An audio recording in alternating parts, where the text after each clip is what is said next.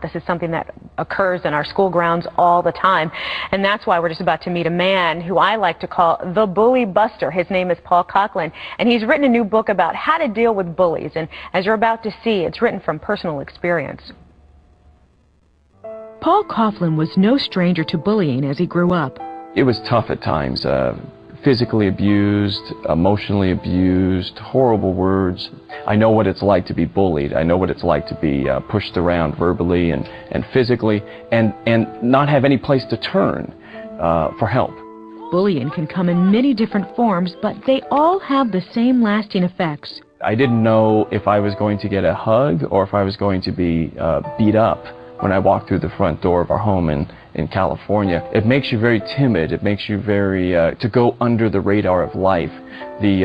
What you do in those situations is you just try to blend into the background. You become very non-assertive in those situations, and you would just become extremely compliant. And unfortunately, you become the very kind of kid who is a prime target for being bullied.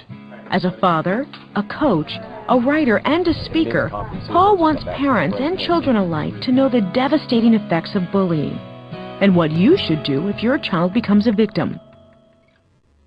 Paul's new book is called No More Jellyfish, Chickens, or Wimps. Please welcome to the 700 Club. Thank you so much, Paul, for being here. I appreciate you. Great to be here. You know, we look at the victim at times, but oftentimes we don't spend enough time looking at the bully. Right.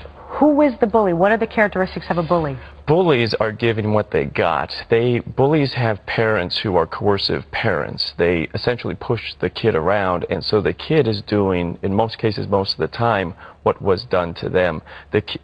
Bullies are looking for an emotional response. They want a public display of pain and anger, confusion, and anxiety. It makes them feel very powerful. It's a desire that many of us don't understand. If we don't have that in us, we don't quite understand it. But it's very real, and so it's important for the targets of a bully not to give them this emotional rush that they're looking for, this feeling of supremacy. What are the characteristics of the victim? Like, for instance, every school that I ever went to, there was always one child who was always bullied, but the bully wouldn't pick other kids. Yes. So you look at Nicole, and I'll look at her, and the first thing I said to her, and it's true as a parent, because she's cute.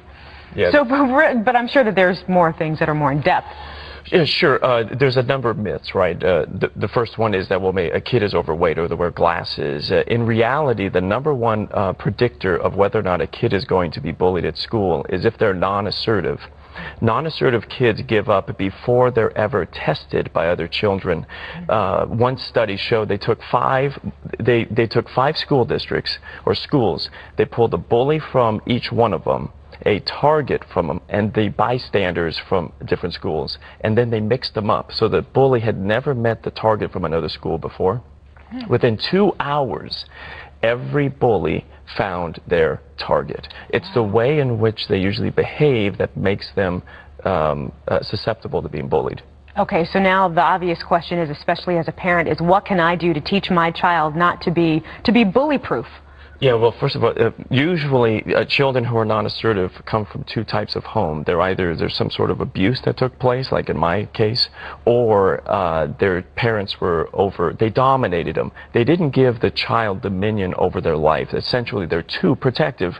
We would think that being really protective helps a child, when in reality, it actually makes them more timid and fearful because they don't really think they have what it takes to make it in the world. And it's partly true because their parents have fought so many of their battles for them that they don't really know how to stand on their own 2 feet. Well, you know, one of the questions that I asked Larry was, as a parent, when do you know when to step in? When do you know when to let the child fight their own battle? And when do you say, enough is enough, I'm just going to have to fight this for you? Yeah, that's a great question. The devil's always in the details type of thing. Yeah. You know, if in some cases it might work, in some cases it could work. One of probably the biggest thing you can do is document and try to get past the emotions of the problem. Go ahead and cry, go ahead and weep if you have to, but then after that, find out. Think of yourself as a reporter, as a journalist. What happened, who did it, and who was a witness to it. So if you have to in the future, you can take that information and use it with the administration. Because keep in mind, bullies usually don't target just one person. They tend to push around a number of people. They may have a prime target, but they push other people around. If you can, find out who those other kids are, have their parents help them document the situation, and then you go with a united front to the administration. Now, Nicole, I know that we've talked to you, we saw your story a little bit, and you no longer are bullied. Hopefully, if you are, seriously, call me, because I will go out there. But if you could do everything again, if you could go back 3 or 4 years ago when this first happened, how would you change your behavior so that maybe you wouldn't be that target for a bully? I probably wouldn't be able to change anything, because that's who I was back then. That's who I loved playing soccer. I loved being really good at school, and modifying that would probably make me less of a target, but still a target. But it's just, you can't expect a kid to change their personality to make sure they aren't bullied. You have to bring the parents in and have the parents try to separate the two and just see where it goes from there, because the child can't change. And that is, it's essential that adults get involved, because she's right. They just don't have the skills at that age in order to figure out the problem. We need people with some moral fortitude to step up to the plate and protect people who can't protect themselves. I mean, we have a moral obligation to people in need to help the timid and support the weak, and that's why I started the nonprofit organization, The Protectors. It's a faith-based response to school-based bullying, where we provide curriculum to Sunday schools, Boy Scouts, Awanas, to help them with this very difficult problem. Okay, really, really quick. As a dad, what advice do you have of a parent whose child is going through bullying right now? What's one bit of advice you can give them? Well, I think the first thing you need to tell your kid is they don't deserve to be bullied, no matter what the circumstances are. And then from that point, try to put your emotions aside and start doing the things that Paul said, and get educated and get to work. Absolutely. Real quick, Nicole, your last bit of advice for that kid out there who's saying, I know exactly what she went through. What can you say to them? Talk to your parents. They love you, hopefully, and they will help you through this, and lean back on your friends, because your friends care about you. And tell all the administration you can. If one teacher doesn't believe you, then tell the next one until someone does something to help your situation, because you need help right now. Thank you all so much for being here. I appreciate you. Once again, Paul's book, the important book that I'm going to read myself big time over again, because I took a test in the back and I was kind of scared with the results. But it's called No More Jellyfish, Chickens or Wimps.